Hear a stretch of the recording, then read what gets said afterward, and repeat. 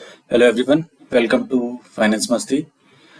Last class में हमने देखा था इंट्रोडक्शन टू अकाउंटिंग का पोर्शन, जिसमें हमने डिस्कस किया था अकाउंटिंग क्या होती है, उसके यूजर्स कौन कौन होते हैं एंड बाकी डिफरेंट टाइप्स ऑफ अकाउंटिंग जैसे फाइनेंशियल अकाउंटिंग, कॉस्ट अकाउंटिंग और मैनेजमेंट अकाउंटिंग के क्या क्या यूजेस हैं। इसके अलावा हमने देखा था असेट्स क्या होती हैं, लाइबिलिटीज क्या होते हैं, अकाउंटिंग एंटिटी क्या होती है और ट्रांजैक्शन क्या होते हैं, कौन से ट्रांजैक्शंस को हम एक्चुअल में रिकॉर्ड करते हैं।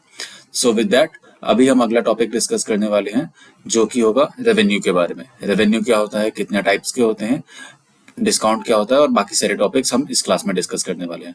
सबसे पहले वी विल स्टार्ट विद कि रेवेन्यू क्या होता है। रेवेन्यू फर्स्ट ऑफ ऑल दो टाइप्स के होते हैं, एक जो मेन बिजनेस से आए, दूसरा जो दूसरे एंसिलरी एक्टिविटीज या कुछ पार्ट टाइम या उसके अलावा कोई छोटी मोटी एक्टिविटीज या कोई छोटा मोटा रेवेन्यू आ जाए, वो होते हैं। सो सबसे पहले हम स्टार्ट करेंगे जो हमारे मेन रेवेन्यू का पार्ट है या जो मेन ऑपरेशन से जो हमारा पैसा आ रहा है वो कौन से होते हैं। उन्हें हम बोलते हैं revenue from operations. Revenue from operations क्या है? इट इज द इनकम जो कंपनी अर्न करती है अपने कोर या day to day business activities से। कोर यानी कि जो उसका मेन काम है। मेन काम फॉर एग्जांपल अगर मैं आपको बताऊं, विशाल मेगा मार्ट है। विशाल मेगा मार्ट का मेन काम क्या है?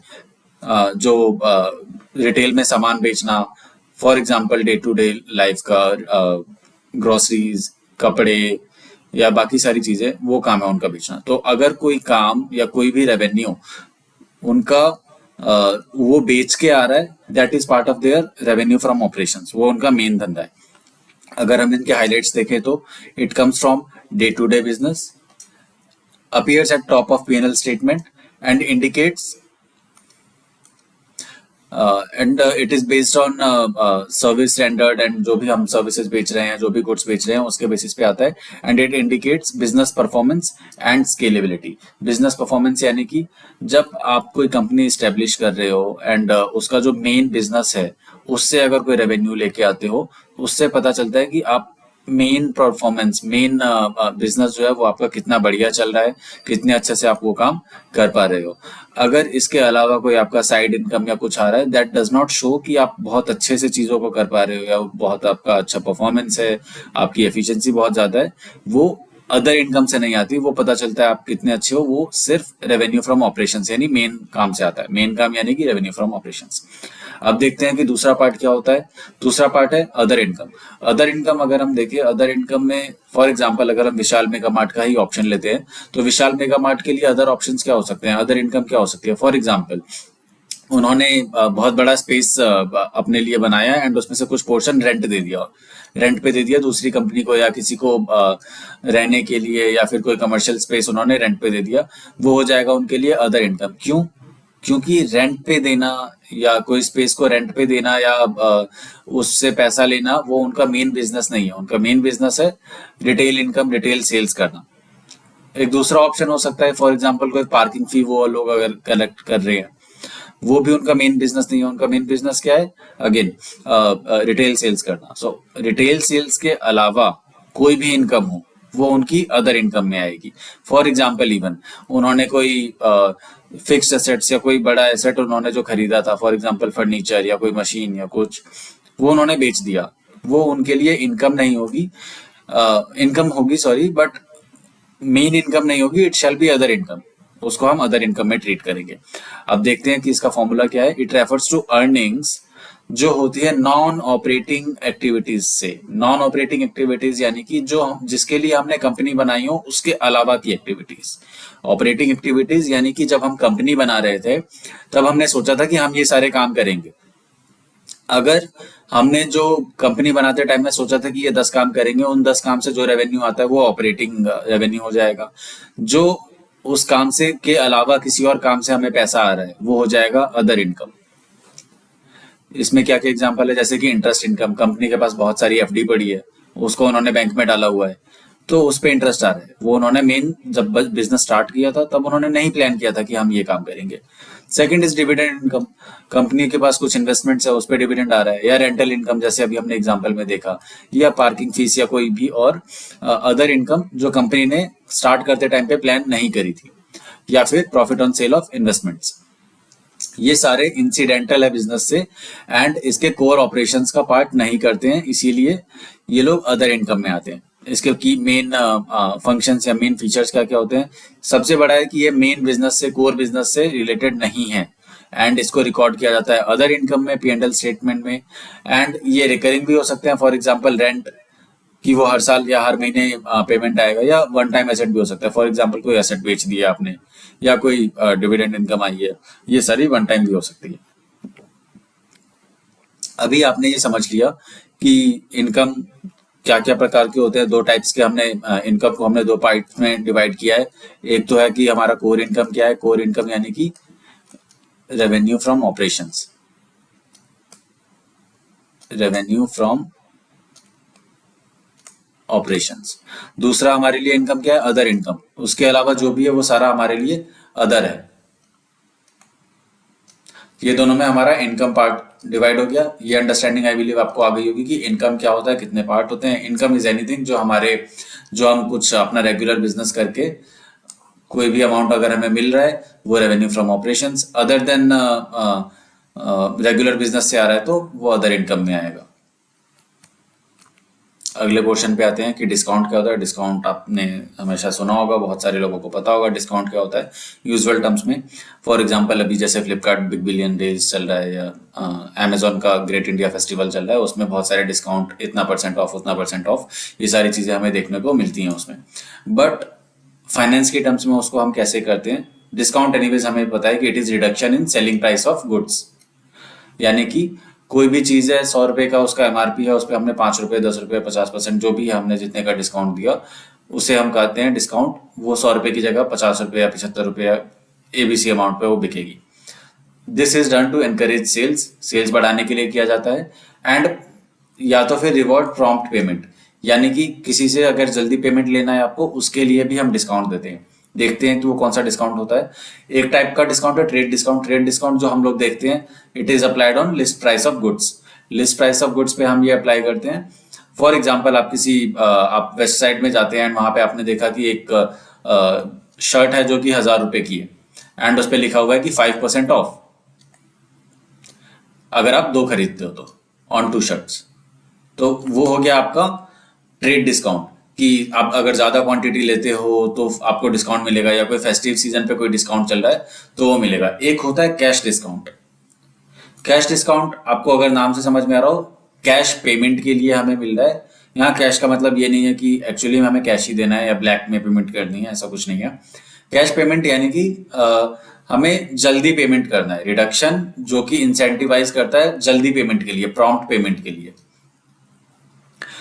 अभी हम इसके आगे आते हैं कि कैश डिस्काउंट कैसे करके हम कैलकुलेट करते हैं। नॉर्मली कैश डिस्काउंट क्या होता है? Cash discount is reduction in invoice price. It is reduction in invoice price by seller to buyer, जो कि इंसेंटिव दिया जाता है for early payment of their dues. यानी कि फॉर एग्जांपल ये नॉर्मली रिटेलर्स को नहीं मिलता है, होलसेलर्स को मिलता है। फॉर एग्जांपल एक कंपनी है पार्ले जी का, अगर हम एग्जांपल ले, वो लोग बल्क में आटा लेते हैं, फॉर एग्जांपल ITC से। तो अब पार्ले जी कंपनी क्या करेगी? वो ये बोलते हैं कि हम तो 2 महीने बाद या 3 महीने बाद पेमेंट करेंगे। ये नॉर्मल नॉर्म होता है सारी इंडस्ट्रीज में, 2 महीने 3 महीने बाद पेमेंट करने का। तो अब ITC को क्या चाहिए कि उनको थोड़ा ज्यादा जल्दी पैसा मिल जाए, तो बिजनेस में इन्वेस्ट करके उनको थोड़ा ज्यादा पैसा वो लोग उससे प्रॉफिट बना पाएंगे। तो ITC क्या बोलता है कि आप एक काम करो, 90 दिन की जगह मुझे 10 दिन या 20 दिन में पेमेंट कर दो, तो मैं आपको 2% का फॉर एग्जाम्पल डिस्काउंट दे दूंगा। तो ये जो 2% का एडिशनल डिस्काउंट मिला, इसे कहते हैं कैश डिस्काउंट। आप याद रखिएगा कि कैश डिस्काउंट का टॉपिक थोड़ा इंपॉर्टेंट है अपने एग्जाम के लिए। ये एग्जाम में इसके प्रैक्टिकल क्वेश्चंस आ जाते हैं कि कैश डिस्काउंट कैसे कैलकुलेट करना है। नेक्स्ट पेज पे हम देखते हैं कि कैश डिस्काउंट कैलकुलेट कैसे होता है। यहाँ एक एग्जाम्पल है, इसमें हम देख रहे हैं कि कैश, यहाँ पे 2% ऐसे करके कैश डिस्काउंट लिखा रहेगा, 2% नेट 10। इसको कैसे पढ़ना है?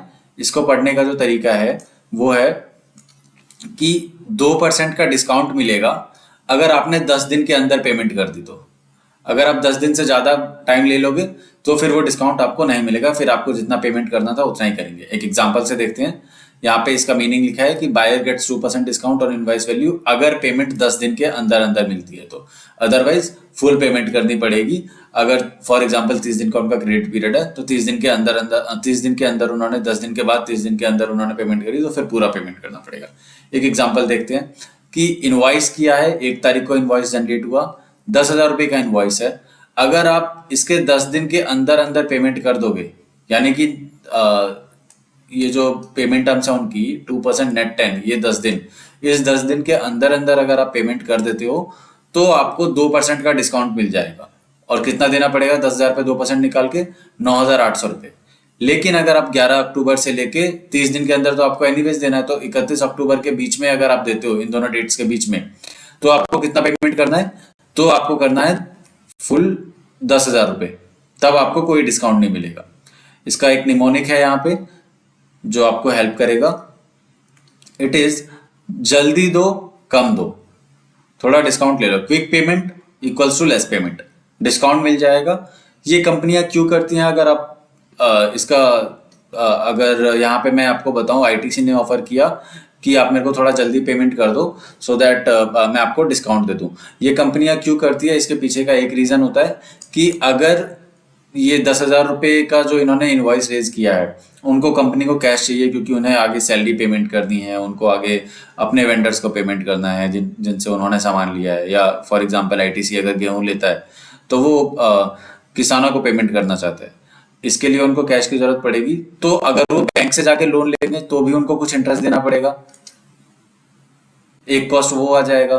दूसरा, ये पैसा लगा के आईटीसी अपना बिजनेस बढ़ा सकता है और कहीं पैसा इन्वेस्ट कर मशीन ले सकता है, कुछ कर सकता है। तो इसके लिए आईटीसी ऑफर करता है कि आप मेरे को थोड़ा जल्दी पेमेंट कर दो, मैं आपको इसके बदले 2% का, 3% का, 5% का, जो भी उनको मार्केट में रेट ऑफ इंटरेस्ट चल रहा हो उसके हिसाब से मैं आपको डिस्काउंट दे दूंगा।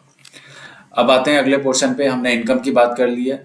तो प्रॉफिट लॉस में 2 चीजें होती हैं, एक इनकम होगा, एक्सपेंस आएगा। दोनों का इनकम में से एक्सपेंस माइनस करके जो भी आएगा वो आपका प्रॉफिट आ जाएगा। अब देखते हैं सबसे पहले कि एक्सपेंडिचर क्या होता है। Expenditure is total amount of money that company spends, ये कंपनी के खर्चे हैं, on various activities to generate revenue, revenue generate करने के लिए, चाहे वो अदर इनकम का हो चाहे वो रेवेन्यू फ्रॉम ऑपरेशंस हो। दोनों में से कोई भी काम करने के लिए आप कुछ भी खर्चा कर रहे हो वो सारा आपके एक्सपेंडिचर में आएगा। ठीक है, इसके ये कहाँ आता है? ये इनकम में से रिड्यूस होता है पीएनएल स्टेटमेंट में, ताकि हमें नेट प्रॉफिट मिल जाए। ये कैश में भी हो सकता है, नॉन कैश भी हो सकता है। एंड डिविडेंड, इसको 2 चीजों में डिवाइड किया जाता है। एक होता है कि कैपिटल एक्सपेंडिचर, एक होता है रेवेन्यू एक्सपेंडिचर। कैपिटल एक्सपेंडिचर यानी कि हमने कहीं कोई इन्वेस्टमेंट करी है। रेवेन्यू एक्सपेंडिचर यानी कि इसका फायदा हमें सिर्फ 1 साल मिलेगा। फॉर एग्जाम्पल, आपने कोई चेयर बेचने के लिए किसी को कमीशन दिया, 10,000 की चेयर थी, उसमें आपने किसी को बोला कि 2% का आप कमीशन ले लो, एंड वो 2% का जो आपका कमीशन जाएगा वो आएगा आपके रेवेन्यू एक्सपेंडिचर में, वो वन टाइम है। अब आते हैं कि गेन क्या होता है। एक बहुत सारे लोग शायद इसे कंफ्यूज करेंगे कि गेन को इससे, प्रॉफिट से। आपको ये ध्यान रखना है कि गेन अलग होता है, प्रॉफिट अलग होता है। कैसे अलग होता है ये देखते हैं एक बार। प्रॉफिट यानी कि जो आप डे टू डे बिजनेस से कर रहे हो, कोर बिजनेस से आपका जो पैसा आ रहा है उसको कहते हैं हम profit. Gain is one time, कि आपने कभी कोई असेट्स बेच दिए, कोई मशीन बेच दिया, कोई शेयर्स बेच दिए, उसमें अगर आपको कोई फायदा हुआ तो वो होता है गेन। लेकिन आप डे टू डे बिजनेस कर रहे हो, फॉर एग्जांपल आप पार्ले जी का एग्जांपल लेते हैं, वो बिस्किट सेल करते हैं, उसको बेच के जो भी उनका प्रॉफिट होता है वो आएगा प्रॉफिट में। गेन इज कि उन्होंने कोई मशीन बेच दी। आप अगर यहाँ पे डेफिनेशन में देखेंगे तो ये कहता है कि it is incidental to business, it is financial benefit जो अराइज होता है बिकॉज ऑफ इवेंट्स जो कि इंसिडेंटल है बिजनेस के, इंसिडेंटल टू बिजनेस, यानी कि ये मेन बिजनेस नहीं है हमारा। अदर रेवेन्यू को अगर हम देखें वो भी इंसिडेंटल टू बिजनेस होते हैं। वैसे ही अगर कोई इंसिडेंटल टू बिजनेस एक्टिविटी में हम इन्वॉल्व है, फॉर एग्जांपल हमारा एक मेन काम है जो हम बिजनेस बिस्किट बना रहे हैं पारले जी का, उसके लिए उन्होंने बहुत सारी मशीन्स अक्वायर करी है कि ये बनाने में मान लीजिए 10 मशीन लगी, उसमें से एक मशीन 5 साल से वो लोग यूज कर रहे हैं और अब उनको लगता है कि इतनी इफेक्टिव नहीं है, हमें नई मशीन लेनी चाहिए। तो वो मशीन वो मार्केट में बेचने को निकल जाते हैं। उसको बेचने से जो फायदा होगा, क्योंकि वो डे टू डेली लाइफ में या डेली बिजनेस में अपना वो मशीन नहीं बेचने वाले हैं, वो कई 5 साल 10 साल में एक बार ऐसा होगा कि वो मशीन वो बेच रहे हैं और ये उनका मेन बिजनेस भी नहीं है। तो इस केस में जो भी प्रॉफिट हमें वो मशीन बेच के आएगा उसे गेन कहा जाएगा, वो प्रॉफिट नहीं होगा। इसके कॉमन सोर्स क्या है, कहाँ कहाँ से हमें गेन आ सकता है, वो है selling an asset above it's book value, यानी कि आपने कोई एसेट बेच दिया, फॉर एग्जांपल हमारे एग्जांपल में हमने मशीन बेच दिया, या विनिंग अ लीगल क्लेम, या फॉरेन एक्सचेंज फ्लक्चुएशन। ये सारी चीजें ऐसी नहीं है जो हमने डे टू डे लाइफ में या डेली बिजनेस में सोचा हो कि हम तो यही करेंगे। फॉर एग्जाम्पल एक कंपनी ने एक घर खरीदा था अपने सीईओ के लिए कि हम उसको देंगे 75 लाख का, बट उस सीईओ ने मना कर दिया या कुछ भी कारण से वो लोग उसको बेच दिए। तो अब उन्होंने 95 लाख का बेचा, उसमें जो प्रॉफिट हुआ वो एक्चुअली प्रॉफिट में हम नहीं कहेंगे उसे कहेंगे गेन। गेन कितने का हुआ, 20 लाख का, जो भी इसमें फायदा हुआ। अगला आता है लॉस। लॉस क्या है, लॉस फाइनेंशियल लॉस है। गेन में क्या था कि आपने जितने में बेचा, महंगे में बेचा, सस्ते में खरीदा था। लॉस में उल्टा होगा, आपने सस्ते में बेचा, महंगे में खरीदा। यानी कि जब एक्सपेंस रेवेन्यू से बढ़ जाए, आपके खर्चे 10 रुपए के हैं एंड आपने बेचा उसको 2 रुपए में या 10 रुपए में। यहाँ पे एक एग्जांपल देते हैं, एक शॉप है जिसका साल भर का रेवेन्यू है 10,000 रुपये और उसके साल भर के खर्चे कितने हैं, 13,000 रुपए के। तो यहाँ इस केस में क्या हुआ कि आपने खर्चा किया 13,000 का, जो ज्यादा है आपके रेवेन्यू से, तो उस केस में क्या होगा, आपको लॉस हो जाएगा। आपको उतने पैसे मिले ही नहीं जितने आपने खर्च किए, तो घाटा हुआ। तो 3,000 का यहाँ पे लॉस हो गया। अगले टॉपिक पे आते हैं अब। अगला टॉपिक है वाउचर।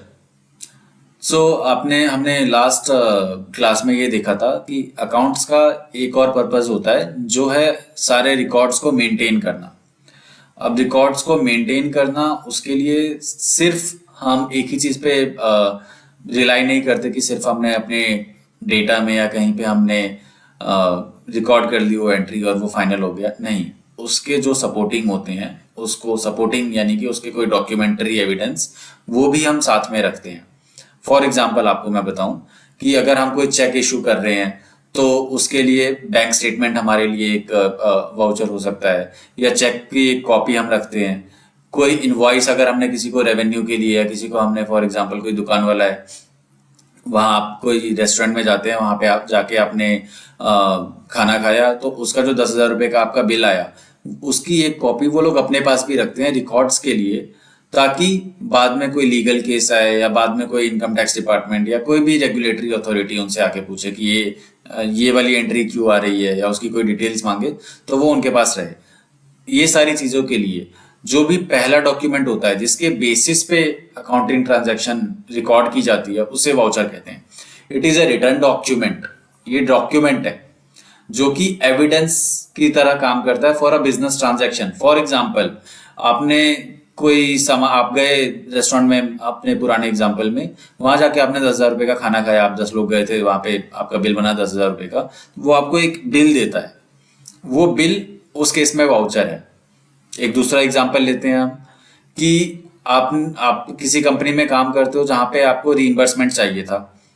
रिम्बर्समेंट के लिए आपने वहां पे फॉर्म भरा कि मेरा 5,000 का खर्चा हुआ है, मैं 2 दिन आउट ऑफ स्टेशन था ऑफिस के काम से। अब जो भी आपने उसका क्लेम भरा है, उसके साथ आपने एविडेंस दिया कि मैं एबीसी होटल में था, वहाँ का मेरा 2,000 पर नाइट का चार्जेस है, उसका आपने बिल दिया, वो सारी चीज़ें वाउचर में आएगी। और उसको जो अकाउंट्स डिपार्टमेंट है वो अपने पास रिटेन करता है, ताकि किसी भी केस में वो उसको प्रोड्यूस कर सके, डॉक्यूमेंट्री एविडेंस की तरह उसको शो कर सके। इसके एग्जांपल्स हैं चेक, इनवॉइस का बिल जैसे अभी आपने दिया, कैश मेमो, अगर आप कंपनी से कुछ कैश निकालते हैं तो उसका कैश मेमो वो लोग रखते हैं, रिसीट किसी चीज़ की, ये सारी चीज़ें वाउचर कहलाती हैं। अब आते हैं अगले टॉपिक पे। लास्ट क्लास में हमने देखा था कि एसेट्स क्या होते हैं। इसके हमने 4 क्वालिटीज देखी थी कि सबसे पहले हम हमारा उस पे हक होना चाहिए, हम उसके मालिक होने चाहिए। दूसरा, वो हमें फ्यूचर में जाके कोई बेनिफिट्स दे। एक और उसकी फीचर्स थी कि उसको हम क्वांटिफाई कर पाएँ, उसको कितने रुपए की है, कोई वैल्यू उसके साथ एसोसिएट कर पाएँ, क्योंकि बिना वैल्यू के हम किसी भी चीज़ को रिकॉर्ड नहीं कर पाएंगे अपने अकाउंटिंग में। एंड इसके अलावा एक और पॉइंट था। ये सारी चीज़ें मिलके डिस्क्राइब करती है कि कोई चीज़, कोई फाइनेंशियल ट्रांजैक्शन से कोई असेट बन रहा है हमारे लिए या नहीं। हमें ये आइडिया है कि असेट क्या क्या है। अब देखते हैं कि असेट के कितने टाइप्स होते हैं। असेट्स के मेजरली दो बहुत सारे बेसिस पे हम उनको डिफरेंशिएट करते हैं। पिछली क्लास में हमने देखा था कि करंट और नॉन करंट एसेट्स में हमने उसको डिफरेंशिएट किया था, जो कि लिक्विडिटी के बेसिस पे। लिक्विडिटी यानी कि कितनी जल्दी हम असेट्स को बेच पाते हैं, उसको कैश में कन्वर्ट कर पाते हैं। आज जो हम देखने जा रहे हैं यहाँ पे जो बाइफर्केशन है वो है टेंजिबल और इंटेंजिबल असेट्स। टेंजिबल क्या होता है, इंटेंजिबल क्या होता है? अगर आप इसका नॉर्मल इंग्लिश मीनिंग देखेंगे तो टेंजिबल का मतलब होता है कि जो चीज़ फिजिकली अवेलेबल हो, जिसको आप छू सकते हैं, जिसको महसूस कर सकते हैं। उसके डेफिनेशन पे आते हैं। टेंजिबल एसेट्स जिसका फिजिकल फॉर्म हो, टेंजिबल एग्जिस्टेंस हो, फिजिकल एग्जिस्टेंस हो, जिसको आप टच कर सके, फील कर सके, जिसको आप तोड़ सकें, फोड़ सकें। इसके एग्जाम्पल्स क्या हैं? लैंड, बिल्डिंग, मशीनरी, फर्नीचर, ये सारी चीज़ें। फॉर एग्जाम्पल इसमें से एक लैपटॉप को आप छू सकते हैं, उसको टच कर सकते हैं, उसको तोड़ सकते हैं, ये सारी चीज़ें हैं उसके अंदर। तो वो एक टेंजिबल एसेट्स है। अब एक चीज हमेशा याद रखिएगा कि आगे शायद वो टॉपिक आएगा कि डेप्रिसिएशन की जब बात आती है तो सिर्फ और सिर्फ डेप्रिसिएशन टेंजिबल एसेट्स पे लगता है। अगर हम इंटेंजिबल एसेट्स की बात करते हैं, खैर ये वाला पॉइंट हम अभी आगे 2-3 स्लाइड्स के बाद आने वाला है तो उस टाइम देखेंगे। अभी हम देखते हैं कि इंटेंजिबल एसेट्स क्या होते हैं। इसका उल्टा, जो टेंजिबल नहीं है वो इंटेंजिबल होगा।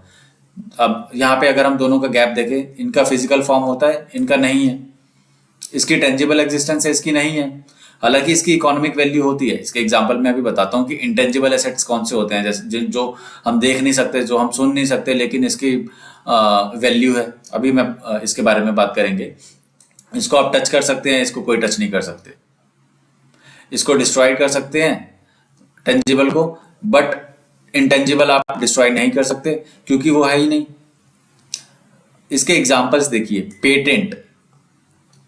पेटेंट इंटेंजिबल है। इसका रीजन क्लियर है कि इसको आप छू नहीं सकते। आप पेटेंट क्या होता है कि आपने फॉर एग्जांपल कोई एक रिसर्च पेपर किया, या थॉमस एडिशन ने बल्ब का जैसे इन्वेंशन किया था, वो जो है अपना मिनिस्ट्री के पास जाएगा एंड उनको बोलेगा कि मैंने ये प्रोडक्ट इनोवेट किया है, मेरे को इसका पेटेंट करवाना है, ट्रेडमार्क कराना है, ताकि दुनिया में कोई और उसका यूज ना कर सके। फॉर एग्जाम्पल बहुत सारी कंपनीज जो हैं अपने ब्रांड का ट्रेडमार्क लेती हैं या पेटेंट लेती हैं ताकि उसको कोई और यूज ना कर सके। तो वो सारी चीजें होती हैं इंटेंजिबल एसेट्स। इसके और एग्जांपल सॉफ्टवेयर, जो इजी लाइफ एग्जांपल मैं आपको बताऊं। सॉफ्टवेयर को आप ना देख सकते हो, ना छू सकते हो। आजकल तो पेन ड्राइव या सीडी डिस्क में भी नहीं आता, वो सीधा सीधा आप डाउनलोड कर सकते हो इंटरनेट से।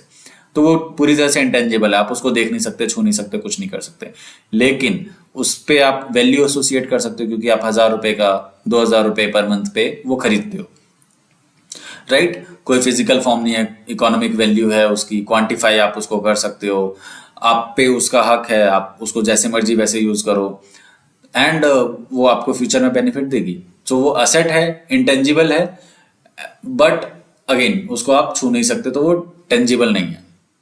अगले पॉइंट पे आते हैं, डेप्रिसिएशन। अभी हम बात कर रहे थे। डेप्रिसिएशन में क्या होता है कि आपने एक असेट खरीदा। अब वो असेट को फॉर एग्जांपल, अभी हम यहाँ पे एक एग्जांपल लेते हैं। मान लीजिए एक मशीन का एग्जांपल लेते हैं, मशीन ए जिसे हम बोलेंगे, ठीक है? अब मशीन ए कंपनी ने खरीदी है, पार्ले जी ने, एंड इस मशीन ए का वो लोग यूज करने वाले हैं बिस्किट प्रोडक्शन में। अब ये मशीन ए की जो लाइफ है वो 10 साल चलेगी। ऐसा तो नहीं है कि एक मशीन आपने खरीदी और वो 1 दिन 2 दिन या 1 साल में खराब हो जाएगी। वो 10 साल 15 साल ऐसे करके चलती है। तो आज आपने पहले दिन खरीदा, वो 10 लाख रुपए का आपने मान लीजिए कि वो मशीन खरीदी है 10 लाख रुपए की, एंड उसको आपने एसेट्स की तरह रिकॉर्ड कर लिया। अब जब साल खत्म होगा तो आप खुद सोचिए कि क्या उस मशीन की वैल्यू 10 लाख रुपए है? नहीं होगी, क्योंकि जैसे ही कोई भी मशीन या कोई लैपटॉप, कोई वॉच, कोई फोन, कुछ भी अगर आप खरीदते हैं, तो जैसे ही आप खरीदते हैं उसकी वैल्यू डेप्रिशिएट हो जाती है, वैसे ही उसकी वैल्यू गिर जाती है। तो ये जो वैल्यू का फॉल है, वैल्यू का गिरना है, इस चीज को हम बोलते हैं डेप्रिशिएशन। डेप्रिशिएशन के अगर हम इन टर्म्स ऑफ इसका डेफिनेशन में जाए, तो ये कहता है कि a method of calculating cost, यानी कि इस असेट का कॉस्ट जो कि 10 लाख रुपए है, इसको उसकी यूजफुल लाइफ के टेन्योर में बाइफोर्केट करना हो। उसकी यूजफुल लाइफ की जो 10 साल है यहाँ पे फॉर एग्जांपल, उस पूरे 10 साल में उसको बाइफरकेट करना कि हर साल हम इस मशीन को इतना इतना यूज कर रहे हैं, ताकि अगले 10 साल बाद उसकी वैल्यू जितनी भी बची हो, या जो भी आपको लगता है कि 10 साल बाद मैं इसको 5,000 में बेच दूंगा या 50,000 में बेच दूंगा, तो उतनी बचे। डेप्रिसिएशन नॉर्मली क्यों होता है? एक, जैसे ही आप मशीन्स को खरीदते हो तो उसकी मार्केट वैल्यू गिर जाती है। अगर आप उसको मार्केट में बेचने जाओ तो सेम रेट पे नहीं मिलेगा, या सेम रेट पे आप नहीं बेच पाओगे। दूसरा इसका रीजन होता है कि जैसे जैसे आप मशीन को यूज करते हो उसकी यूजफुल लाइफ कम होती जाती है। उसमें normal day to day use के बाद उसको बोलते हैं कि due to wear and tear. For example मैंने लैपटॉप लिया, उसको थोड़ा थोड़ा यूज किया, तो कभी स्क्रैच आएगा, कभी गिर जाएगा, कभी कुछ होगा। तो ये जो छोटी मोटी चीजें होती हैं जिसके चक्कर में उसका ओवरऑल परफॉर्मेंस गिरेगा, वो भी एक रीजन है डेप्रिशिएशन का। तो दो चीजें होती हैं, एक नॉर्मल उसमें wear and tear, normal use के चक्कर में उसकी वैल्यू गिरेगी। दूसरा कि ऑल ऑफ अ सडन उसकी मार्केट में वैल्यू गिर जाती है, बिकॉज जैसे ही आपने ओन किया सेकेंड हैंड की वैल्यू गिर जाती है। सो इसका ये होता है रीजन कि डेप्रिशिएशन क्यों लगता है। अब देखते हैं कि इसका अकाउंट्स में क्या इंपैक्ट होता है। अकाउंट्स में हम ये नॉन कैश एक्सपेंस की तरह ट्रीट करते हैं, यानी कि ये हमारे उस साल के खर्चे में आएगा। प्रॉफिट लॉस में हम दिखाएंगे कि हमने एक अपनी एसेट खरीदी थी, मशीन खरीदी थी 10 साल के लिए जो हमें काम देगी, उसमें से हमने उसका 1/10 पोर्शन यूज कर लिया है। 1/10 यानी कि 10 साल यहाँ पे रहने वाली थी, 10 लाख रुपए का हमने खरीदा, यानी कि 1 लाख रुपए के बराबर का हमने वो असेट यूज कर दिया है। वो पैसे हमें किसी को देने नहीं है, आपने कैश ऑलरेडी फर्स्ट ईयर में दे दिया था, हर साल आप उसको दोबारा 1-1 लाख रुपए दोगे नहीं किसी को, तो इसलिए उसे बोला जाता है कि ये नॉन कैश एक्सपेंस है। आपको कैश इसमें खर्चा नहीं करना, आपने एक बार ही खर्चा कर दिया, एक बार ही पेमेंट कर दी, बस हर साल पेमेंट करने की जरूरत नहीं है, इसलिए इसे नॉन कैश एक्सपेंस बोला जाता है। इसका एक बेनिफिट भी होता है कि टैक्स में थोड़ी सी राहत मिल जाती है, टैक्स हमारा थोड़ा सा कम कर देता है ये। इसका अगर हम सिंपल समरी देखें तो ये है कि डेप्रिसिएशन मतलब असेट महंगा खरीदा था, यूज करते करते वो कम का रह गया, उसकी वैल्यू धीरे धीरे करके कम हो गई, वो होता है डेप्रिसिएशन। डेप्रिसिएशन इन शॉर्ट, अगर इसको क्लोज करने के लिए मैं बोलूँ, आपने एक लैपटॉप लिया था, 1 साल बाद उसकी वैल्यू फॉर एग्जांपल आपने स्टार्टिंग में 50,000 का लिया था, 1 साल बाद वो 40,000 का रह जाएगा, अगले साल 30 का रह जाएगा, उसके बाद 20 का रह जाएगा, हर साल उसकी वैल्यू गिरती जाएगी। ये जो वैल्यू गिर रही है इसको कहा जाता है डेप्रिसिएशन। इसको हम अकाउंटिंग टर्म्स में रिकॉर्ड करते हैं, खर्चे में दिखाते हैं, एंड इसका इंपैक्ट हम ओवरऑल वैल्यू ऑफ एसेट्स में देते हैं। इसका अगला पार्ट होता है अमोर्टाइजेशन। ये भी डेप्रिसिएशन की तरह ही ऑलमोस्ट सेम है, दोनों में एक ही डिफरेंस है कि डेप्रिसिएशन अगर हम देखें तो डेप्रिसिएशन होता है सिर्फ और सिर्फ टेंजिबल एसेट्स के लिए, सिर्फ उन एसेट्स के लिए जिन्हें हम देख सकते हैं, जिन्हें हम छू सकते हैं। एंड अमोर्टाइजेशन की अगर हम बात करें तो ये होता है इंटेंजिबल एसेट्स के लिए, इनको हम देख नहीं सकते, इनको हम छू नहीं सकते हैं, एंड इनकी वैल्यू भी धीरे धीरे कम होती है। इसका एक एग्जांपल अगर मैं देता हूं, मैंने कोपायलट का मैंने प्रो वर्जन लिया, उसका लाइसेंस लिया, तो कोपायलट का मेरा जो मंथली जो इसका चार्जेस हैं वो है 2,000 रुपये। अगर मैं इसका 10 साल का मान लो कि मैं सब्सक्रिप्शन लेता हूं, तो ये मेरे को देते हैं 50,000 रुपये के लिए, ठीक है, मान लेते हैं। तो अब ये 50,000 रुपये मैंने उनको जो दिए हैं, इसके बदले मुझे राइट मिला है कि मैं कोपायलट अगले 5 साल या 10 साल के लिए यूज कर पाऊं। इससे मेरे को आगे बेनिफिट भी आएगा। तो अगर मैं देखूं कि ये एसेट्स के लिए क्लैरिफाई हो रहा है या नहीं, इसकी मॉनेटरी वैल्यू है, हाँ है, मैंने 50,000 रुपये खर्च किए हैं, मैं उसको क्वांटिफाई कर सकता हूँ। दूसरा, मेरा इस पे हक है, बिल्कुल है, मैं इसको जैसे मर्जी चाहूँ वैसे यूज करूंगा। तीसरा, इससे मेरे को फ्यूचर बेनिफिट होने वाला है क्या? बिल्कुल होने वाला है। मैं कोपायलट का यूज करके अपने लिए प्रेजेंटेशन बना सकता हूँ जो मैं आगे बेचूंगा, या कोई आइडिया जनरेट कर सकता हूँ, या कुछ कर सकता हूँ। अल्टीमेटली इसके बेसिस पे मैं आगे पैसे बना सकता हूँ। सो ये मेरी एसेट्स है। अब इसके बाद हम देखेंगे कि कोपायलट को कोई छू सकता है क्या? नहीं छू सकता, इसको फील नहीं कर सकते हैं, तो ये इंटेंजिबल एसेट हो गया। अब इंटेंजिबल एसेट हुआ तो ये क्या होगा? अमोर्टाइज होगा। आप इतना तक समझ गए कि ये डेप्रिशिएट नहीं होगा, ये अमोर्टाइज होगा। अब अमोर्टाइज कैसे होगा, कितना होगा, ये फॉर्मूला बेस्ड है, ये हम आगे डिस्कस करेंगे। बट अभी एज अ कॉन्सेप्ट हम ये देख रहे हैं कि टेंजिबल एसेट्स है तो डेप्रिशिएशन लगेगा, इंटेंजिबल एसेट्स है तो आप अमोर्टाइजेशन लगाएंगे। इसके पीछे का रीजन अगेन सेम रहेगा कि धीरे धीरे करके इसकी वैल्यू भी गिरती जाती है। फॉर एग्जाम्पल इसी में अगर मैं आपको एक एग्जाम्पल देता हूं कि मैंने 50,000 रुपए में 10 साल के लिए कोपायलट लिया था। आज से 1 साल बाद अगर मैं किसी को बेचने जाऊं तो वो मेरे को 50,000 रुपए देगा क्या इस कोपायलट के? बिल्कुल नहीं देगा। क्यों नहीं देगा? क्योंकि मैंने 1 साल तो पहले ही यूज कर लिया है, बाकी कितने बचे? 9 साल, तो वो 9 साल के मेरे को पैसे देगा। इसकी वैल्यू गिर गई ना अगर मैं मार्केट में बेचने जाऊं तो। यही डिक्लाइन इन वैल्यू, इसकी जो वैल्यू में कमी आई 1 साल यूज करने के लिए, इसी को कहा जाता है अमोर्टाइजेशन। एंड ये जो 5 लाख रुपए 5,000 रुपए जो मेरा डिक्लाइन इन वैल्यू हुआ बिकॉज मैंने 1 साल यूज किया, ये मेरे खर्चे हो गए। अगेन ये 5,000 मुझे किसी को देने नहीं है, तो ये भी नॉन कैश एक्सपेंस है। नॉन कैश एक्सपेंस आगे क्लास में मैं आपको समझाऊंगा। ऐसा एक्सपेंस, ऐसा खर्चा जिसके लिए आपको एक्चुअल में पेमेंट नहीं करनी है, उसकी पेमेंट आपने बहुत पहले ही कर दी थी, आज कोई पेमेंट नहीं करनी है, बट वो आपके लिए एक खर्चा है। अब इन दोनों के बीच में हम देखते हैं कि डेप्रिसिएशन वर्सेस अमोर्टाइजेशन। एक ही गैप हमें समझ में आया कि डेप्रिसिएशन भी वही है, अमोर्टाइजेशन भी वही है। इन दोनों के बीच में एक मेन गैप है, वो क्या है? वो ये है कि डेप्रिसिएशन लगता है टेंजिबल एसेट्स के लिए, अमोर्टाइजेशन लगता है इंटेंजिबल एसेट्स के लिए। दोनों का रीजन एक ही है कि धीरे धीरे इस्तेमाल करने से दोनों की वैल्यू गिर जाती है, गिरावट के कारण दोनों की मार्केट वैल्यू गिर गई है, इसलिए हम डेप्रिसिएशन या अमोर्टाइजेशन लगाते हैं। एक ही डिफरेंस है कि डेप्रिसिएशन लगेगा टेंजिबल एसेट्स पे, अमोर्टाइजेशन लगेगा इंटेंजिबल एसेट्स पे। अब आते हैं अगले टॉपिक पे कि कैश एंड कैश इक्विवेलेंट्स क्या होते हैं। कैश, अगेन ये दोनों चीजें कैश एंड कैश इक्विवेलेंट्स होते हैं हमारी एसेट्स। हम इसको रिकॉर्ड करते हैं अपने बैलेंस शीट में। बैलेंस शीट का एक फॉर्मेट हम आगे डिस्कस करेंगे, उसमें आपको डिटेल में पता चलेगा कि हमारी एसेट्स में क्या क्या चीजें आती हैं, लाइबिलिटीज में क्या क्या चीजें आती हैं जब हम बैलेंस शीट रिव्यू करेंगे। अभी हम देखते हैं कि कैश क्या होता है, कैश एंड कैश इक्विवेलेंट्स में हम क्या क्या चीजें कंसिडर करते हैं। कैश आप सबको पता है कि आपके घर में जो भी कैश रखा हुआ है वो कैश में आता है। कैश इक्विवेलेंट्स में क्या आता है? जो कैश के इक्वल है या उतनी ही जल्दी हम उसको लिक्विडेट कर ले, उतनी ही जल्दी जाके उसको बैंक में या कैश में कन्वर्ट कर सकते हैं। तो सबसे पहले इसके क्या क्या एग्जांपल्स होंगे? Cash, coins and bank notes.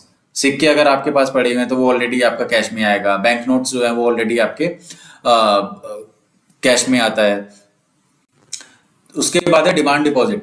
Demand deposit होता है कि आप जब मर्जी तब चाहो आपके पास एक स्लिप रहता है, डीडी इसको बोलते हैं, कि आप जाओगे बैंक में, उसको दिखाओगे कि मेरे पास मेरे को 10,000 रुपये चाहिए, उसमें लिखा रहेगा कि इतने रुपए का डीडी है। वो आप उनको दिखाओगे, वो आपको उतने का इन कैश कर देंगे, उसका कैश दे देंगे आपको बैंक वाले। सिमिलर होते हैं चेकिंग अकाउंट।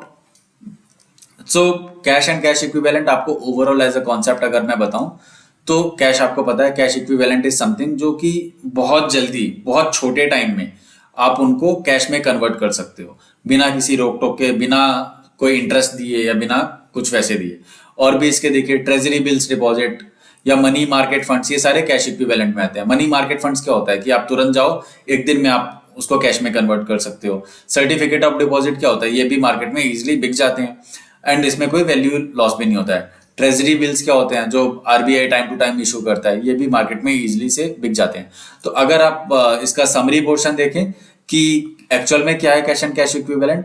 कैश मतलब जेब में पैसा, कैश इक्विवेलेंट्स मतलब वो पैसा जो तुरंत जेब में आ सकता है। आपके पास बैंक में कोई बैलेंस पड़ा हुआ है, उसको आप तुरंत कैश में कन्वर्ट करवा सकते हो। आपके पास कोई और, जैसे यहाँ पे डिमांड डिपॉजिट का एग्जांपल है या यहाँ पे ट्रेजरी बिल का एग्जांपल है, ये सारी चीजें जिसको आप तुरंत ही कन्वर्ट करवा सकते हो कैश में, वो सारी चीजें कैश एंड कैश इक्विवेलेंट्स में आती हैं। ये सबसे ज्यादा लिक्विड माना जाता है। इसके बाद आते हैं हम अगले पोर्शन पे, जो बात करता है कि डेटर्स क्या होते हैं। डेटर्स मतलब वो बंदा जिससे आप एक मिनट, हाँ, डेटर्स आर द बिजनेस और इंडिविजुअल्स जो आपको पैसा देने वाले हैं। यहाँ पे अगर आप इसका कोई एग्जांपल, हाँ, टिम ने कोई चीज बेची है डैन को उधारी पे। Dan has purchase goods on credit from Tim. यहाँ पे ये एग्जांपल है। तो इसमें डेटर्स मतलब मेरे डेटर्स कौन होंगे, जिससे मुझे पैसा लेना है।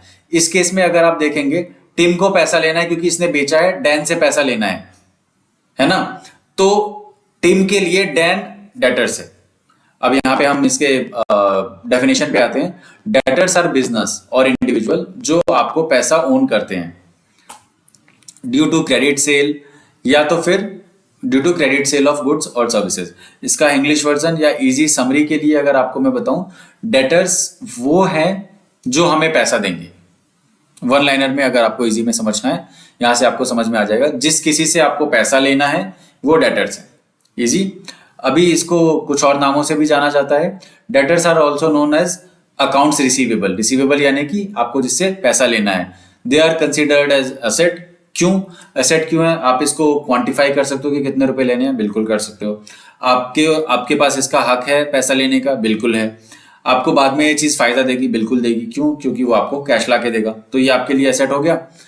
And active follow up ensures credit collection of credit sale, यानी कि आप इस पे फॉलो अप करोगे, उसको बार बार बोलोगे कि हाँ भाई मेरे पैसे का क्या हुआ, कब दोगे, या कंटिन्यूस को मेल करना, मैसेज करना, उससे आपको टाइमली वो पेमेंट मिल जाएगी। इसका अगला पोर्शन है क्रेडिटर्स। क्रेडिटर्स कौन होते हैं? अगेन हम स्टार्ट करेंगे इंग्लिश से ही ताकि इजी हो समझना आपके लिए। क्रेडिटर्स वो हैं हमें जिनको पैसा देना है। इस केस में टिम ने सामान बेचा था डैन को, एंड टिम के लिए क्या था, टिम को पैसा लेना है डैन से। तो टिम के लिए डैन क्या है? डेटर्स है। लेकिन डैन को पैसा देना है टिम को, तो डैन के लिए क्या हो गया? क्रेडिटर। तो आप ये समझिए कि एक दो लोग हैं इसी ट्रांजैक्शन में। हम अगर समझते हैं कि टिम ने कोई सामान बेचा था डैन को, उसने उधारी पे बेचा था। तो जब डैन ने वो सामान खरीद लिया, उसके लिए डैन को अब पैसे देने पड़ेंगे, तो उसके लिए हो गया टिम क्रेडिटर। टिम को पैसे लेने हैं डैन से, तो वो उसके लिए हो गया डेटर। इजी में आप इंग्लिश के तरीके से इजी समझ जाएंगे। क्रेडिटर्स वो है जिन्हें हम पैसे देंगे, डेटर्स वो है जिनसे हम पैसे लेंगे। अगेन यहाँ पे एक बहुत बेसिक सा एक नोट्स में देख लेते हैं कि क्रेडिटर्स अकाउंट्स पेबल कहलाते हैं। डेटर्स से हमें पैसे लेने हैं तो वो रिसीवेबल, क्रेडिटर्स को हमें पैसे देने हैं तो वो हमारे लिए हो जाएंगे पेबल। एंड ये हमारे लिए लाइबिलिटी होती है। लाइबिलिटी इज जस्ट उल्टा ऑफ एसेट। लाइबिलिटी में हमने क्या देखा था कि जिसको हमें बाद में पैसा देना पड़ेगा, है ना। तो इस केस में डैन को पैसा देना है टिम को, इसलिए वो क्रेडिटर्स बनेगा।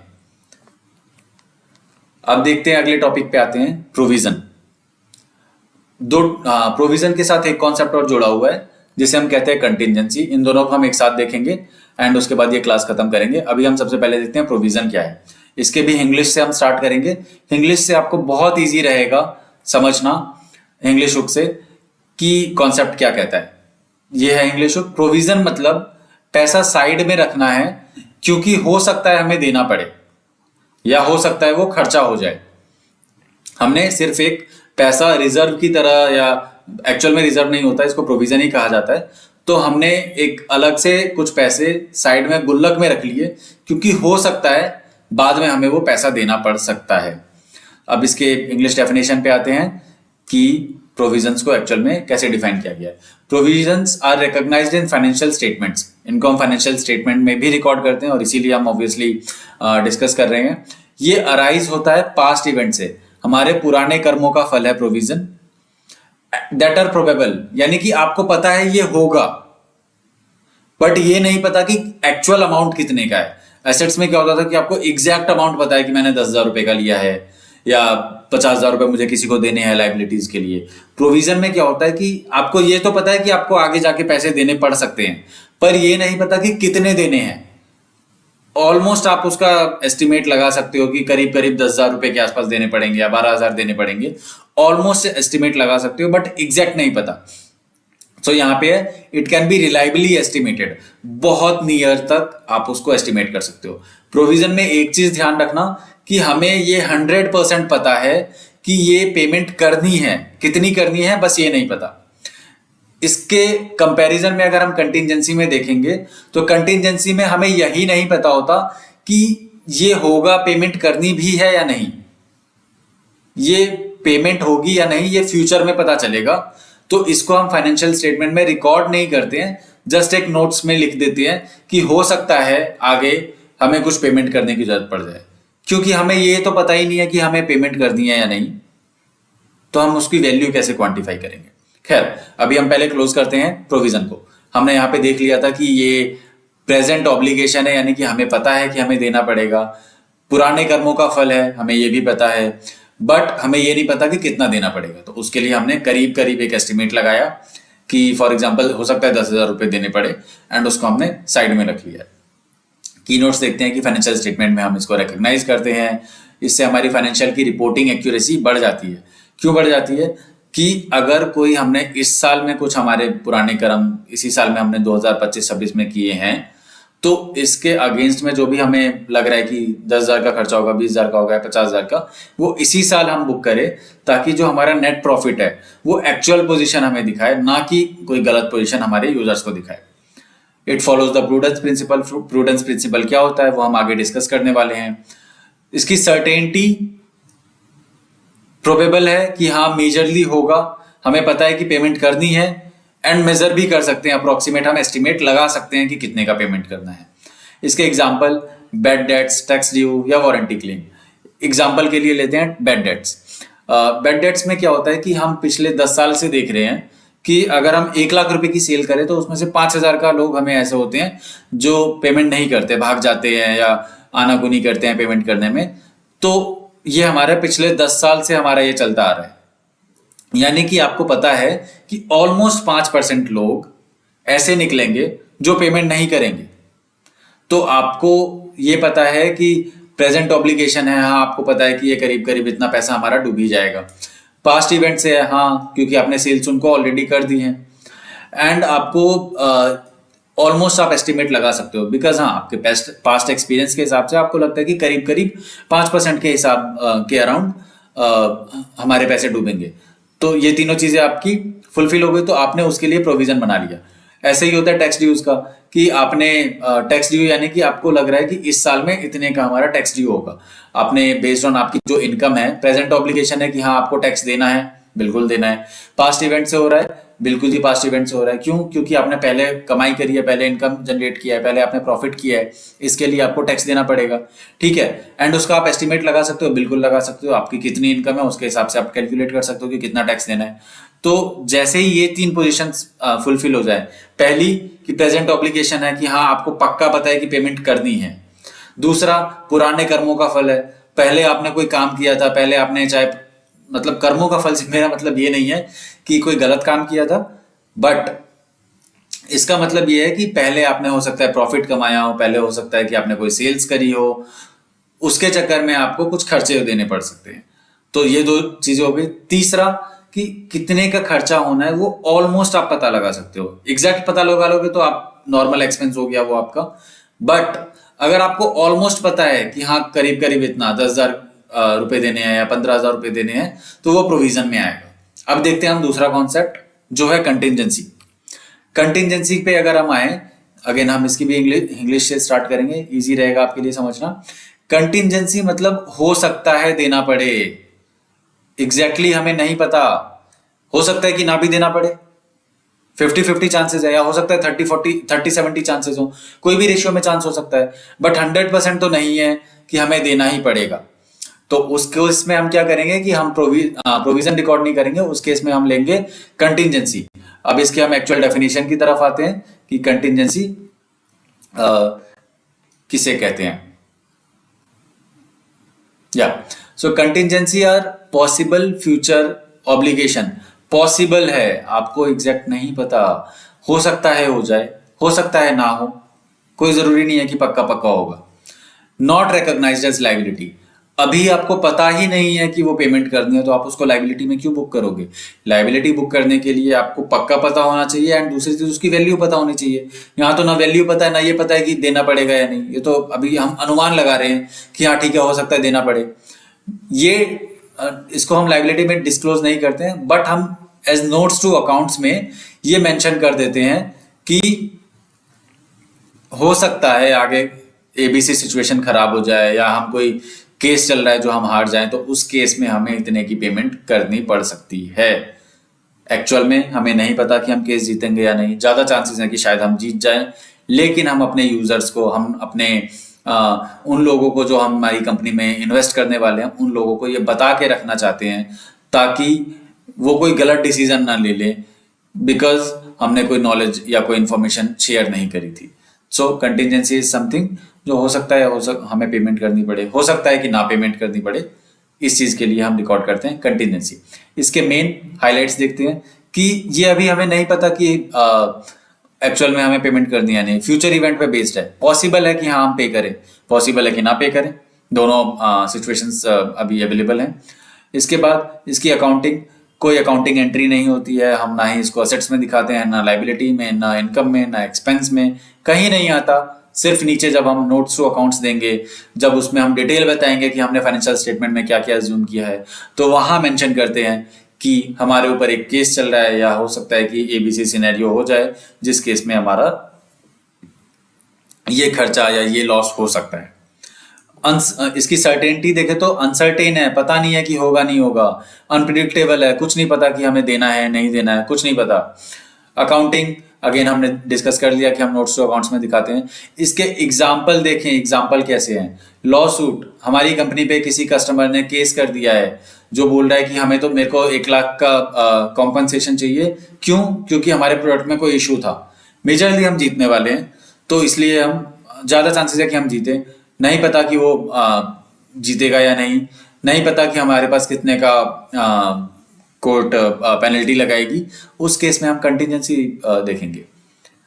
सिमिलरली है गारंटीज, कंपनी ने किसी के कोई कंपनी के किसी बड़े एम्प्लॉय ने, हाई लेवल एम्प्लॉय ने, एग्जीक्यूटिव ने लोन लिया, एंड उसको कंपनी ने गारंटी दे रखी है कि ये डिफॉल्ट नहीं करेगा।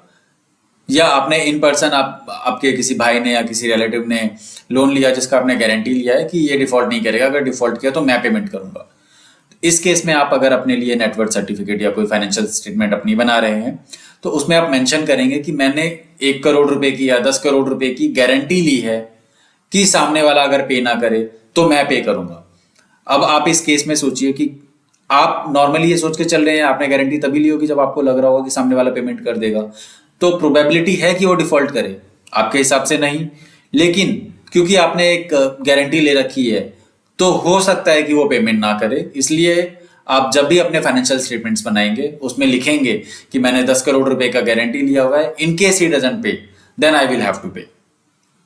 Similarly disputed claim, disputed claim है कि आपके कस्टमर ने आप पे 1 करोड़ का डिफेमेशन का या कोई गलत प्रोडक्ट बेचने के लिए आप पे केस कर दिया है, एंड वो आपने क्लेम डिस्प्यूट कर दिया है।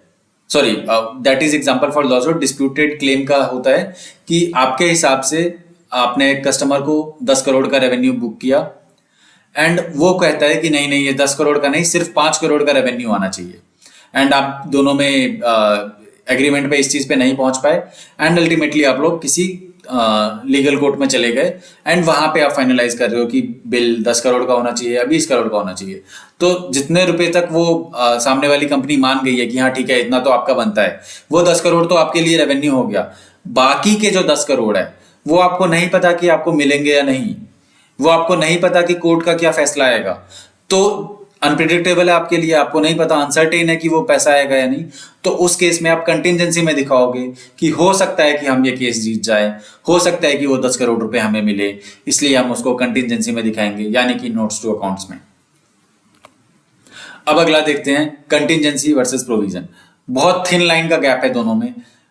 कंटिजेंसी में भी हमें वैल्यू नहीं पता, प्रोविजन में भी हमें एग्जैक्ट वैल्यू नहीं पता, बट एक जो मेजर गैप है, कंटिजेंसी में हमें वैल्यू का ऐसा नहीं है कि नियर बाय हमें आइडिया है कि चलो ठीक है 10-12 हज़ार होगा, इसके ऊपर 5% ऊपर या नीचे लगेगा। कंटिजेंसी में अमाउंट का कोई हाथ पैर नहीं होता। प्रोविजन में आपको ऑलमोस्ट आइडिया होता है कि हाँ ठीक है, 10,000 रुपये या 20,000 रुपये मेरे डूबेंगे या 20,000 रुपये का एडिशनल खर्चा आ जाएगा।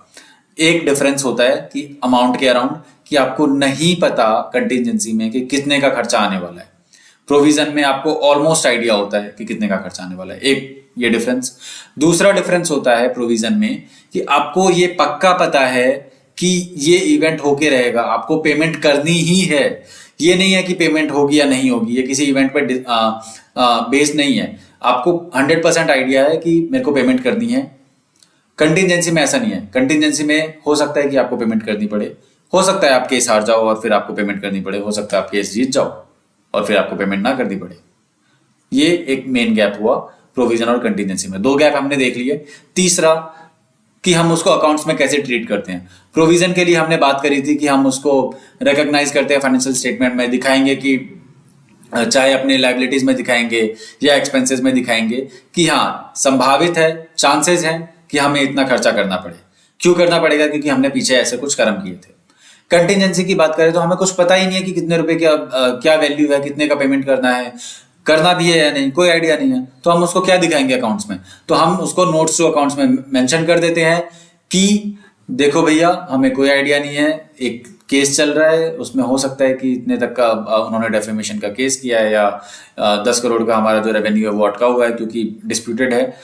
हमें नहीं पता कि वो आएगा नहीं या नहीं आएगा। हमें ये भी नहीं पता कि पूरा 10 करोड़ आएगा या आधा आएगा या 30% आएगा, 50% आएगा अगर आउट ऑफ कोर्ट सेटलमेंट होता है तो वो कंटिजेंसी का पार्ट है। So with this I believe we are done for the day. इसके अगला जो पोर्शन है basic accounting concept and accounting process, वो हम अगली क्लास में देखेंगे। Thank you for your time and all the best for your exams.